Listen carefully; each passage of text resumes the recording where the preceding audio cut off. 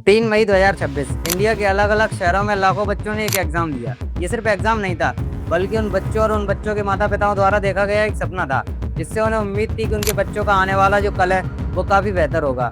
अब ये एक ऐसा एग्जाम था जिसकी तैयारी के लिए बच्चों के घर वाले लाखों रुपए खर्च करते हैं और वो बच्चे भी कई साल दिन रात मेहनत करें तभी ये एग्ज़ाम क्लियर कर पाते हैं। ऐसा ही हुआ इस साल के एग्ज़ाम में, क्योंकि इस साल 22 लाख से ज़्यादा बच्चे इस एग्ज़ाम में बैठे हुए थे। परीक्षा सेंटर के अंदर बच्चे अपनी ज़िंदगी का सबसे बड़ा एग्ज़ाम लिख रहे थे और परीक्षा सेंटर के बाहर उनके माता पिता प्रार्थना कर रहे थे कि इस बार उनके बच्चों का ये एग्ज़ाम क्लियर हो जाए। लेकिन किसी को ये अंदाज़ा भी नहीं था कि जहाँ एक तरफ बच्चे अपनी ज़िंदगी का सबसे बड़ा एग्ज़ाम लिख रहे हैं, लेकिन दूसरी तरफ कुछ बच्चे उसी पेपर और उसके आंसर्स को ग्रुप पर फॉरवर्ड कर रहे थे। और जैसे ये घटना सामने आई, पूरे देश में रिमोर्स फैल गए कि ये जो एग्ज़ाम है ये लीक हो चुका है। अब इस सबके बीच एक नाम सबसे ज़्यादा पॉपुलर हो रहा था, टेलीग्राम।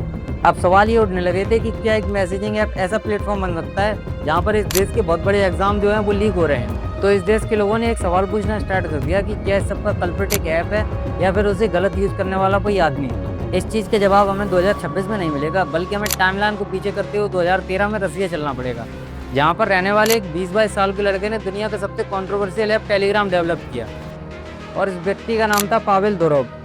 तो दोस्तों, टेलीग्राम की कहानी 2013 में नहीं बल्कि उससे भी पहले 2006 में स्टार्ट हो गई थी, जहाँ पर एक 20-22 साल के लड़के पावेल ने एक मैसेजिंग वेबसाइट बनाई, वीके। अब ये वेबसाइट रसिया में इतनी पॉपुलर हो चुकी थी जितनी कि फेसबुक भी नहीं थी। मतलब पावेल रसिया का मार्क जुकरबर्ग बन चुका था। अब जैसे जैसे पावेल को ये सक्सेस मिल रही थी, वैसे वैसे मुश्किलें भी उसके पीछे चली आ रही थी, क्योंकि 2011-12 में रसिया में सरकार के खिलाफ काफ़ी प्रोटेस्ट हो रहे थे और ये जो प्रोटेस्ट थे ये सोशल मीडिया के द्वारा ही ऑर्गेनाइज किए जा रहे थे और इस सबका मेन प्लेटफॉर्म था वीके।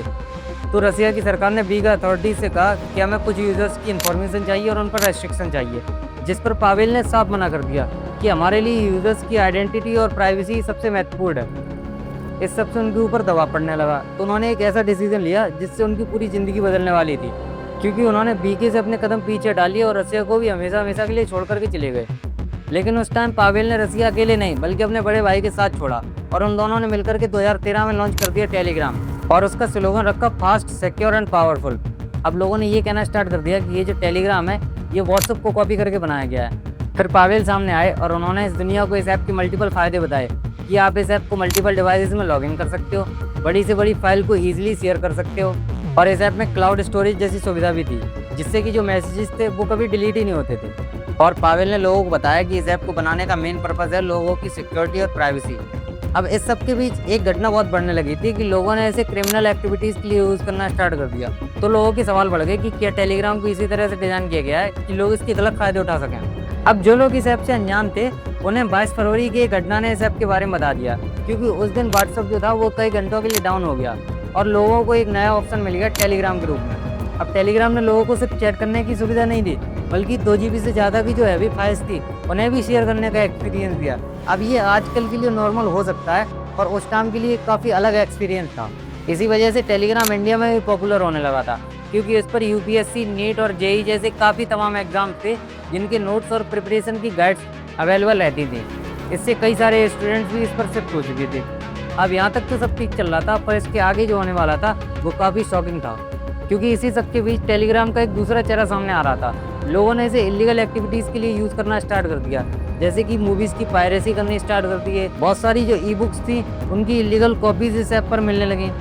यहाँ तक भी ठीक था, पर कुछ लोगों ने इसका इतना मिसयूज़ किया कि लोगों ने फेक इन्वेस्टमेंट चैनल स्टार्ट कर दिए।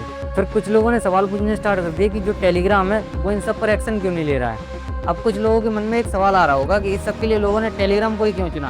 तो इसका सीधा सा रीज़न है कि टेलीग्राम अपने यूज़र्स की इन्फॉर्मेशन को हाइड रखता है। अब इस सब के बीच कुछ लोगों ने इस पर लीगल एक्शन लेने स्टार्ट कर दिए। अब क्योंकि ये मामला कोर्ट तक पहुंच चुका था, तो टेलीग्राम को कुछ यूज़र्स के चैनल जो हैं वो डिलीट करने पड़े और इंडिया में इस ऐप की मुश्किलें उतनी तेज़ी से बढ़ रही थी जितनी तेज़ी से इसके यूज़र्स। क्योंकि सोचिए, आपको फ्यूचर में एक डॉक्टर बनना है और आप उसके लिए दिन रात मेहनत करते हैं और जब आप एग्ज़ाम देने जाते हैं तो आपको पता चलता है कि वो जो एग्ज़ाम है वो कैंसिल हो चुका है, क्योंकि वो टेलीग्राम जैसे ऐप पर पहले ही लीक हो चुका है। और इस सब के बीच अपने आप को संभालना बहुत ही मुश्किल हो जाता है, क्योंकि आपने अपने फ्यूचर के लिए दिन रात मेहनत की और अब आप उसी मेहनत पर पानी फिरते हुए देख रहे हैं। और ऐसा ही कुछ हुआ 2026 के नीट एग्ज़ाम में, क्योंकि इस बार जो नीट के एग्ज़ाम हुआ था उसका एक सेट टेलीग्राम पर पहले से ही मौजूद था और जैसे ये सब भारत की सरकार को पता चला तो उन्होंने वो एग्ज़ाम कैंसिल किया और रीनीट कराने का फैसला लिया। इस सब पर जो टेलीग्राम के फाउंडर थे पावेल, उन्होंने भारत सरकार को क्रिटिसाइज़ करना स्टार्ट कर दिया कि इन पर एक एग्ज़ाम तो कंडक्ट हो नहीं पा रहा है और सारा इल्ज़ाम हमारे ऐप पर डाल रहे हैं। और कहीं ना कहीं उनकी बात भी ठीक है, क्योंकि आप इसे ऐसे समझिए कि एक चोर है, उसने बैंक में चोरी की और फिर वहाँ से भागने के लिए उसने होंडा नाम की जो कंपनी है उसकी एक बाइक का यूज़ किया। अब पुलिस उस चोर को पकड़ नहीं पाई, तो सरकार इस देश में चोरी रोकने के लिए होंडा नाम की जो कंपनी है उसकी बाइक्स तो बैन नहीं कर देंगी। और इतना ही नहीं, अभी जब सरकार ने 21 जून को रीनीट कराया, वहाँ पर भी ये फेल हो गए, क्योंकि पटना के एक सेंटर पर 24 लोगों को अरेस्ट किया गया। वो स्टूडेंट्स की जगह पर पेपर सॉल्व कर रहे थे। तो देखिए, इसका हाल अब टेलीग्राम या फिर किसी और ऐप को बैन करना नहीं है, बल्कि आपको इस सबकी सिक्योरिटी बढ़ानी होगी।